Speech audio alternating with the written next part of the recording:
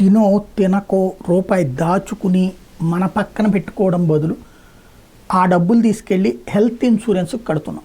Minimum 15,000, 20,000, 30,000, 40,000 ఇట్లా కట్టేవాళ్ళు ఉన్నారు. ఎందుకు? ఏదన్నా సీరియస్ హెల్త్ ప్రాబ్లమ్స్ వస్తే, యాక్సిడెంట్స్ అయినా లేకపోతే హెల్త్ ప్రాబ్లమ్స్ ఏదన్నా వచ్చినా ఇన్సూరెన్స్ వర్తిస్తుంది, తద్వారా బతకగలమని. కానీ ఈ హెల్త్ ఇన్సూరెన్సులు ప్రపంచంలో అమెరికాలో ఉన్న దాంతో పోల్చుకుంటే ఇండియాలో పరమ దుర్మార్గంగా ఉన్నాయి.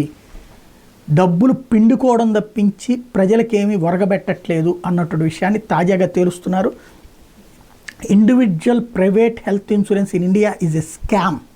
Most private health insurances are glorified sales agencies run by టెల్ ఆర్ సబన్ MBS with zero actual skills. ఇది కథనం, పెద్ద కథనమే ప్రొజెక్ట్ అయినటువంటి అంశం. మింట్ లాంటి దాంట్లో ఈ దేశంలో MBA వాళ్ళని తీసుకెళ్ళి అందులో పెట్టుకుంటున్నారు. వాళ్ళు ఏమాత్రం అవగాహన లేనటువంటిది, హెల్త్కి సంబంధించి ఎలాంటిది వాళ్ళకి ఎక్స్ప్లెయిన్ చేసి తీసుకోవాల్సిన దగ్గర నుంచి అట్లా కాకుండా అడ్డదిడ్డంగా చేస్తున్నారు. దాని ఇంపాక్ట్తో ప్రజలు చచ్చిపోతున్నారు అన్నటువంటి విషయాన్ని హైలైట్ చేశారు.